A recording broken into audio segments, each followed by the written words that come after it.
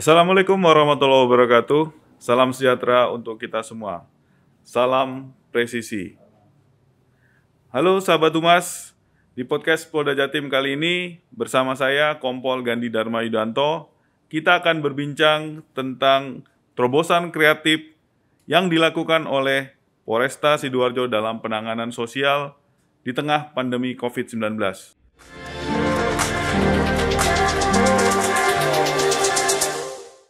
Selamat pagi, Komandan. Selamat pagi. Salam presisi. Salam presisi.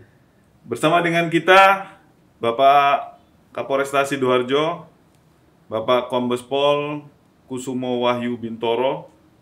Sebelum kita lanjutkan obrolan kita, boleh kita buka maskernya, Bapak? Insya Allah kita sudah melakukan tes COVID-19 dan hasilnya negatif. Amin. Tentu sahabat Humas ingin berkenalan lebih lanjut dengan narasumber kita. Monggo, kami persilakan Bapak memperkenalkan diri dan menyapa sahabat Humas yang menonton video ini. Selamat pagi rekan-rekan sekalian, sahabat Humas dimanapun berada. Di sini kami Kombes Kusumo Wahyu Bintoro, SIK, Kapolresta Sidoarjo.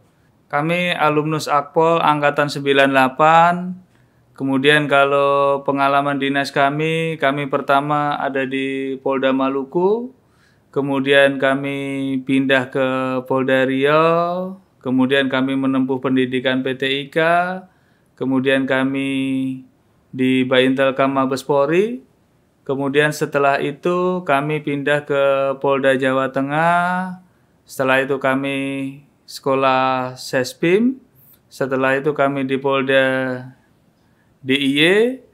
Setelah itu kami dipercaya sebagai Kapolres di Boyolali, kemudian Wakapolresta Banyuwangi, dan alhamdulillah sekarang kami di Polresta Sidoarjo. Seperti itu. Masya Allah, banyak sekali pengalaman tugas yang sudah Bapak jalani. Polresta Sidoarjo mempunyai terobosan kreatif terkait penanganan sosial di tengah pandemi. Seperti apa terobosan kreatif yang dilakukan, Bapak? Monggo, dipersilakan. Ya, kami melihat bahwa sesuai dengan apa yang menjadi daripada program pemerintah, bahwasanya kita semua ini harus betul-betul kita harus bisa bersama-sama untuk bisa memutus mata rantai penyebaran COVID. Antara lain langkah-langkah yang dilaksanakan adalah melaksanakan percepatan vaksinasi. Kaitan dengan itu, kami di Polresta Sidoarjo ada beberapa hal yang kami lakukan. Tentunya ini semua dalam rangka untuk bisa mempercepat vaksinasi. Yang pertama, kami antara lain membuat bis vaksinasi keliling. Ya, bis vaksinasi keliling. Jadi bis-bis yang ada di kami, ini kami modifikasi sehingga bis ini bisa dipakai untuk kegiatan vaksinasi. Artinya bis-bis ini bisa mobiling ke daerah-daerah, ke tempat-tempat, bisa sekaligus membawa tenaga nakes, kemudian juga bisa untuk membawa tenaga yang input data ataupun screening, semuanya bisa menjadi satu. Semuanya satu paket bisa berangkat di situ, sehingga ini memang memudahkan masyarakat yang ada di Kabupaten Sidoarjo dalam hal melaksanakan vaksinasi. Kemudian yang kedua kami juga membuat gerai vaksinasi yang ada di 18 kecamatan yang ada di tempat kami. Jadi gerai-gerai vaksinasi ini tentunya harapannya memudahkan bagi seluruh masyarakat yang ada di Kabupaten Sidoarjo untuk bisa melaksanakan vaksinasi kapanpun waktunya ataupun apa, mereka bisa di tempat-tempat yang terdekat di situ. Lebih dekat, Pak, ya? Lebih dekat, betul. Kemudian Bapak yang ketiga? Kemudian yang ketiga, ini kan kita melihat bagaimana perkembangan situasi ini. Kalau kita melihat bahwasanya lama-lama ini yang di daerah perkotaan, vaksinasi yang umum massal ini, masyarakat sudah mulai banyak yang vaksin. Artinya sudah menginjak di angka 50% di kabupaten kami. Bagaimana caranya untuk bisa merangkul masyarakat yang lain yang belum vaksinasi? Ini di sini kami membuat terobosan antara lain membuat mobil vaksin pedesaan dan juga ada kendaraan roda 2 pedesaan juga yang bisa menjangkau daerah-daerah terpencil yang ada di Kabupaten Sidoarjo. Jadi kami waktu itu kita sudah tidak lagi mengadakan kegiatan vaksinasi di ibu kota kabupaten, ibu kota kecamatan, sudah tidak. Kami sudah mulai bergerak ke arah desa-desa, kampung-kampung, ataupun bahkan RT RW yang ada di Kabupaten Sidoarjo. Jadi kami di sini menggerakkan 7 kendaraan vaksin pedesaan, itu kami gerakkan, sehingga memang setiap kali masyarakat ini kita selalu menjemput bola, dan ini tentunya memudahkan masyarakat dalam hal melaksanakan vaksinasi. Kalau untuk di pedesaan, Bapak mohon izin, yang jarak yang terjauh berapa jam kalau dari kota Sidoarjo-nya? Kalau dari kota Sidoarjo, misalnya kita ke daerah Jabon, itu sekitar 2 jam. 2 jam perjalanan, di sana itu bisa pedesaan itu sekitar 2 jam. Kemudian apabila menggunakan roda 2, ini juga ada beberapa daerah seperti di Kalikajang, itu kita menggunakan vaksinasi ke daerah-daerah terpencil, itu juga waktu tempuhnya juga lumayan karena itu adalah daerah-daerah tambak. Jadi memang daerah-daerah yang tidak bisa dilalui oleh mobil, kita menggunakan kendaraan roda 2. Bahkan kita di situ bersama-sama dengan Forkopimda melaksanakan kegiatan vaksinasi dan bakti sosial di situ. Nah, untuk terobosan kreatif sendiri, apa yang melatar belakangi Bapak membuat tadi ada disebutkan 3 inovasi tadi? Apakah ini sebuah perintah dari Bapak Kapolri atau seperti apa Pak? Monggo dipersilakan. Betul. Ini adalah sesuai dengan petunjuk dan arahan dari pimpinan kami tertinggi. Di sini beliau Bapak Kapolri selalu menekankan untuk menggiatkan program vaksinasi, dan ini pun juga didukung oleh perintah ataupun petunjuk dari Bapak Kapolda yang selalu menekankan untuk selalu melakukan percepatan dalam hal vaksinasi. Nah, ini kaitan dengan itu kami ada terobosan keempat. Ini adalah vaksinasi 24 jam. Nah, kami membuat di 3 titik. Yang pertama adalah di depan McD itu Taman Pinang Indah, Taman Pinang Indah. Kemudian juga ada di Polsek Krian, kemudian juga ada di Polsek Tanggulangin. 3 gerai vaksin ini memang 24 jam kami buat. Dan alhamdulillah sampai dengan saat ini masih buka, terus, Bu, ya? Dan animo masyarakat sungguh luar biasa. Setiap hari di daerah Taman Pinang Indah ini ada sekitar 200 sampai 230 yang melaksanakan vaksinasi di sana. Dan alhamdulillah ini yang vaksinasi bukan hanya masyarakat Sidoarjo saja, tapi masyarakat di luar Kabupaten Sidoarjo ini juga datang ke sana. Kalau kita malam hari melihat itu kadang ada, loh Pak, Bapak kok baru sempat vaksinasi sekarang? Oh iya Pak, karena memang kebetulan pekerjaan kami selaku pengemudi kendaraan truk, ini kami baru sempat vaksinasi sekarang. Alhamdulillah memang itu bisa masyarakat banyak yang membutuhkan, dan masyarakat memang banyak yang bisa untuk melaksanakan vaksinasi di sana. Karena kalau 24 jam berapapun masyarakat datang, jam berapapun masyarakat ini, silakan untuk ini, petugas selalu ada di sana. Bahkan memang petugas di situ kami sampaikan untuk sistem kerjanya yang di sana adalah sistem 12 jam. Jadi petugas 12 jam bertugas, kemudian nanti istirahat, diganti petugas berikutnya, dan apabila petugas ini shift malam, ya berarti yang bersangkutan bertugas malam, bahkan mungkin kalau kecapean ya bisa istirahat di sana, seperti itu. Ya, apalagi kalau kita lihat karakteristik penduduk Sidoarjo juga banyak yang mayoritas sebagai buruh perusahaan, Bapak. Jadi bisa memanfaatkan gerai vaksinasi 24 jam ini untuk datang dan melakukan vaksinasi, dan tidak terbatas hanya penduduk di kabupaten atau di kota Sidoarjo. Apakah kegiatan vaksinasi ini juga mendapat dukungan dari Forkopimda di kota Sidoarjo, Bapak? Ya, untuk Forkopimda Kabupaten Sidoarjo sendiri kami selalu bahu-membahu, kami juga selalu bekerja sama, artinya baik itu dari pemerintah kabupaten, baik itu dari Kodim, dari kejaksaan ataupun pengadilan, kita selalu eksis untuk bersama-sama melaksanakan kegiatan vaksinasi. Bahkan di beberapa kegiatan vaksinasi yang di daerah-daerah terpencil yang seperti tadi kami sampaikan seperti di daerah Kalikajang, kemudian di daerah Dewi Serdadu itu kita Forkopimda serempak kita melaksanakan di sana dan alhamdulillah animo masyarakat juga luar biasa. Kemudian kita juga saling support, baik itu apabila kita mengadakan kegiatan vaksinasi massal, itu baik dari kita dari kepolisian, dari Kodim, dari TNI, ataupun juga dari pemerintah kabupaten, kita selalu bekerja sama. Mana yang membutuhkan tenaga kesehatan, mana yang kita membutuhkan nakes, mana yang membutuhkan untuk vaksinasi, itu semua kita selalu bekerja sama dan saling membutuhkan, seperti itu. Siap. Nah, tentu dalam pelaksanaannya Bapak tidak terlepas dari adanya tantangan dan hambatan yang dihadapi. Barangkali Bapak bisa menceritakan apa tantangan dan hambatan yang dihadapi dalam kegiatan ini. Ya, ini memang dinamika di lapangan. Kadang kalau kita melaksanakan vaksinasi, terutama terakhir bahwasanya kita dituntut bahwa untuk lansia di setiap kabupaten ini minimal di angka 60%.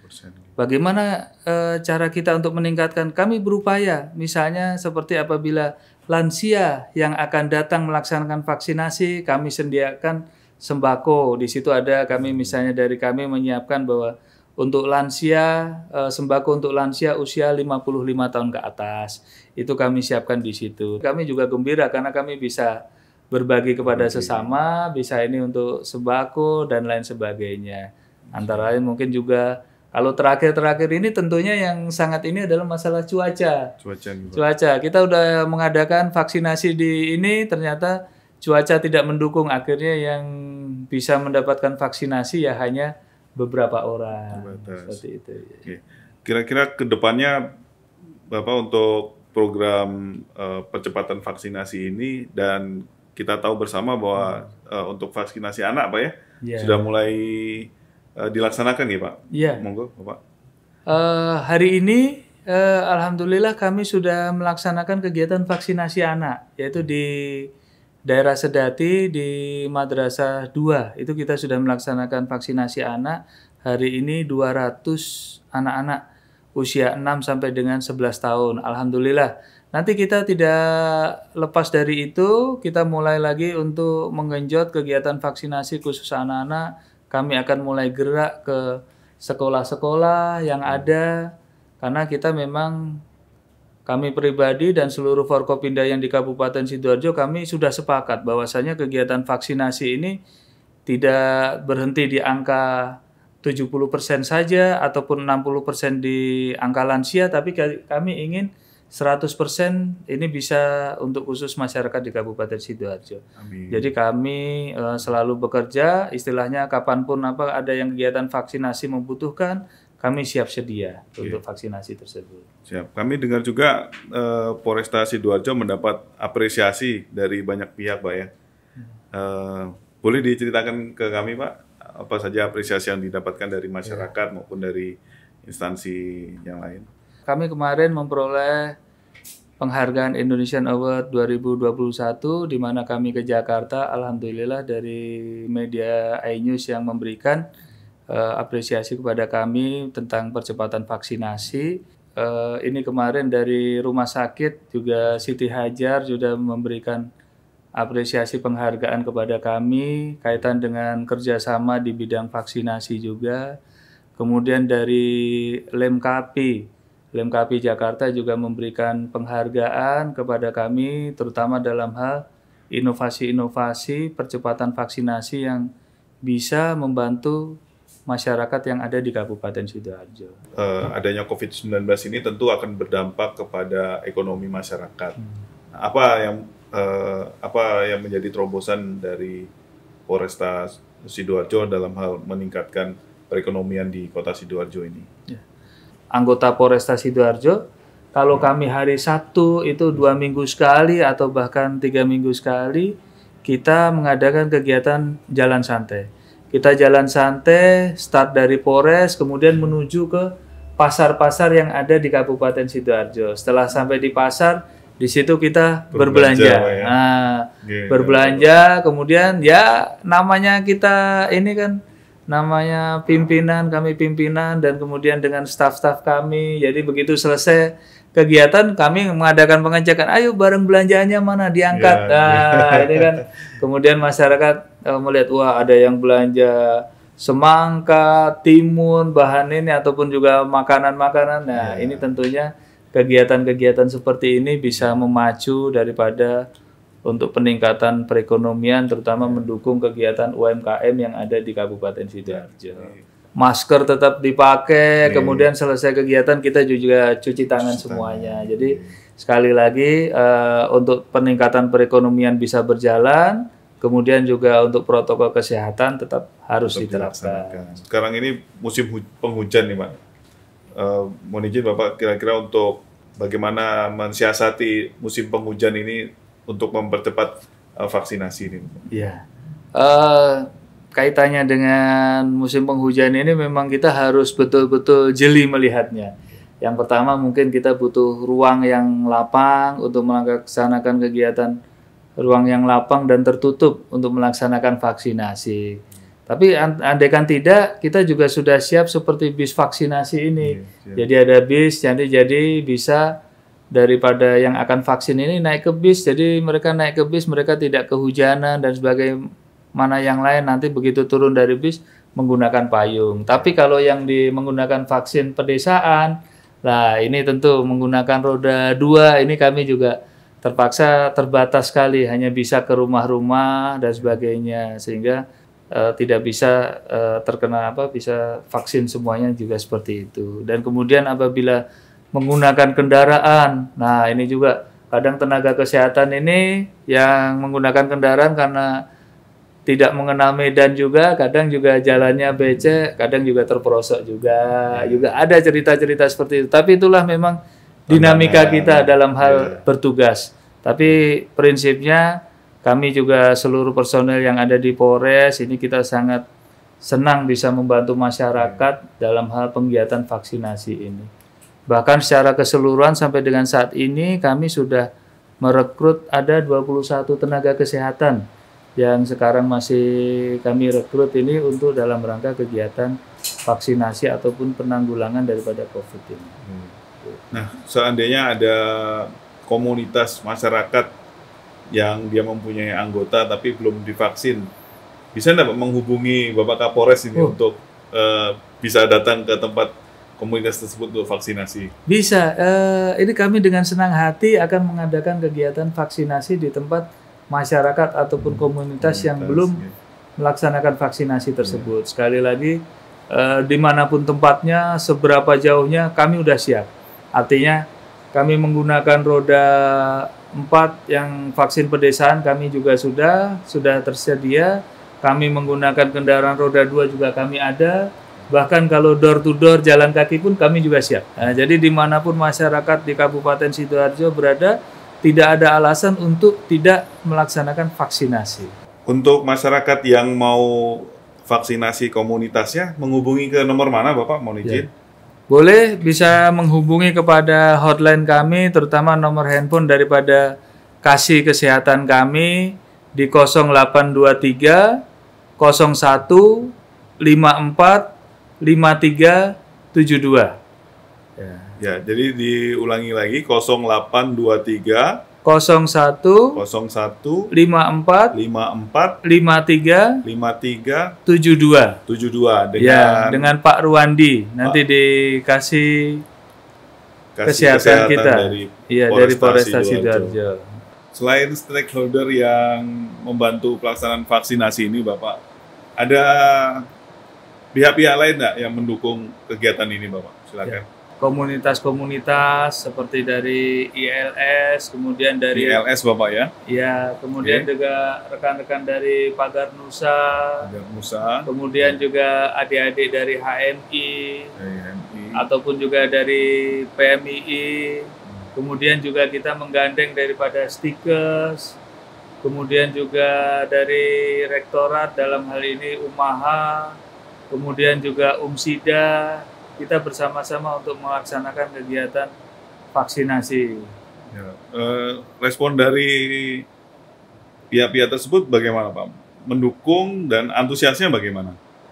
Alhamdulillah sampai dengan saat ini pihak-pihak tersebut sangat mendukung dan juga bahkan terus berkomunikasi dengan kami apabila nanti ada komunitas-komunitas lain ataupun juga ada kelompok-kelompok masyarakat atau kalangan-kalangan tertentu yang belum divaksinasi, pasti dari rekan-rekan tersebut akan berkomunikasi dengan kami kemudian untuk mengajak kita mengadakan vaksinasi di sana.